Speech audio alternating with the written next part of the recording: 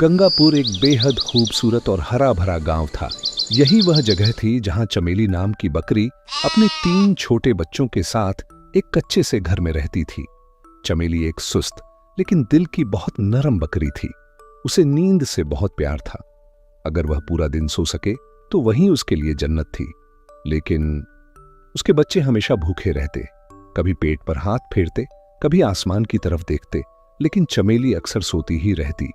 मां, कुछ खाने को दो ना, बच्चे रोज कहते, और चमेली करवट बदलकर कहती, सो जाओ, भूख से कोई नहीं मरता। एक दिन गांव के किनारे से एक गधा आता दिखाई दिया। उसके गले में घंटी बंधी थी जो छन छन कर रही थी। माथे पर पसीना था लेकिन चेहरे पर मुस्कान थी। उसकी पीठ पर एक पुरानी सी पोटली बंधी थी। उसका नाम भोला था।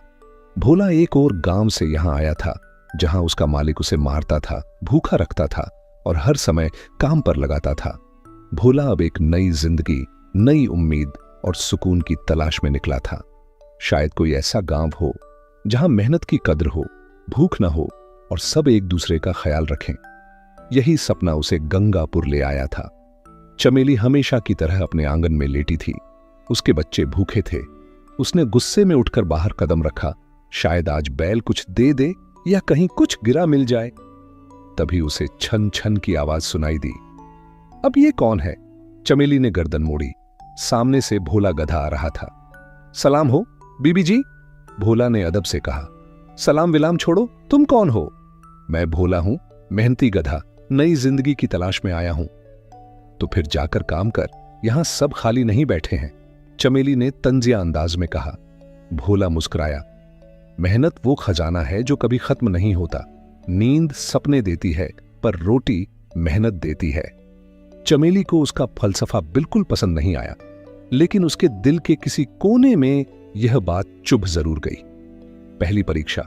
बैल का बाग बैल ने ऐलान किया कि जो बाग को पानी देगा उसे खाने को सब्जियां मिलेंगी। भोला तुरंत तैयार हो गया। आधा दिन मैं, आधा तुम, भोला ने चमेली से कहा। मुझे नींद प्यारी है, काम नहीं, चमेली ने इनकार कर दिया। भोला अकेला बाग को पानी देता रहा और शाम को उसे सब्जियां मिल गईं। चमेली दूर से बैठी बैठी हसरत से सब्जियां देखती रही। दूसरी परीक्षा। हरिया का दूध खाना। हरिया ने कहा कि जो दूध देगा उसे दाना मिलेगा। चमेली को तो दूध देना भी बुरा लगा। ना बाबा, मैं किसी को अपना दूध नहीं दूंगी, चमेली ने इनकार कर दिया। भोला ने कहा, मैं बोझ उठा लूंगा ताकि बच्चों का पेट भर सके। चमेली को यह सुनकर शर्मिंदगी तो हुई, लेकिन वो फिर भी नहीं बदली। तीसरी परीक्षा। चमन का खेत।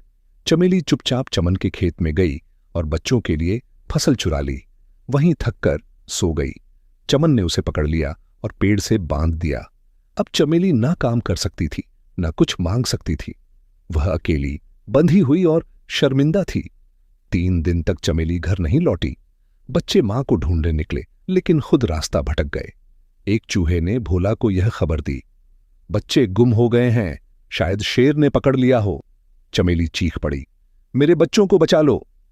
भोला चुपचाप जंगल की तरफ निकल पड़ा। खतरनाक, अकेला, मगर हिम्मत वाला। शेर की गुफा में भोला ने चमेली के 3 बच्चों को देखा। 2 कैद में, तीसरा छुपा हुआ। मैं इन्हें लेने आया हूं, भोला ने शेर से कहा। क्या देगा बदले में? अपनी जान, शेर ने गुर्राकर कहा। हां, अगर मेरी जान से बच्चे बच सकते हैं तो ले लो। तभी चूहा आ गया। उसने शेर के कान में कुछ कहा। शायद भोला की कहानी सुनाई, शायद चमेली की पछतावा। शेर ने 3 बच्चों को आजाद कर दिया और कहा, तुम जैसे गधे ने आज इज्जत कमाई है, ले जाओ इन्हें। वापसी और चमेली का बदला। दिल चमेली पेड़ से बंधी दुआ मांग रही थी, या रब, अगर मेरे बच्चे सलामत आ जाए तो मैं हमेशा मेहनत करूंगी। तभी बच्चों की आवाज आई, मां। चमेली ने आंखें खोली। बच्चे और भोला सामने थे।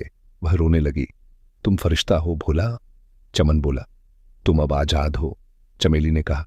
मैं अब चमन के खेत में काम करूंगी, अपनी मर्जी से, बच्चों के लिए, भोला के साथ।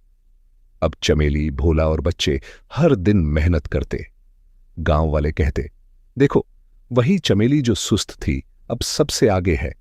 चमेली बच्चों से कहती, बच्चों, मेहनत करने वाला कभी भूखा नहीं सोता, और सुस्त कभी इज्जत नहीं पाता।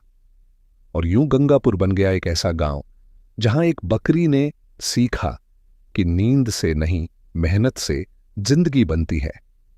सबक: सुस्ती इंसान को अकेला कर देती है,